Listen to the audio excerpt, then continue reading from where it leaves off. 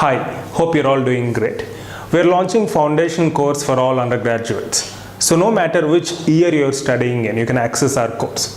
Because often we have this question, when you're in first year, second year, third year or final year, we have this question like how to start PG prep.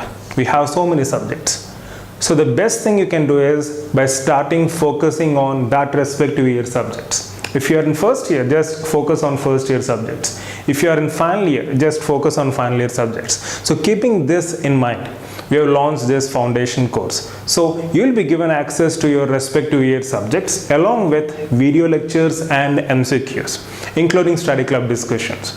If you are really willing to take more subjects, for example, if you are in third year, you obviously have ample time, right? So you can start focusing not just on third year subjects but also on second year and first year subjects. If you're in second year, you can even take up first year subjects, right? It's all your choice, right? So the basic layout here is we'll be giving you access to your respective year subjects, not just video lectures but also tests as well as study club discussions. So in this manner you can start orienting yourself towards PG prep, right? So plan ahead and be clear in setting your goals. You'll definitely have my guidance, and for any further assistance you can drop a mail at proudotbedentist@gmail.com.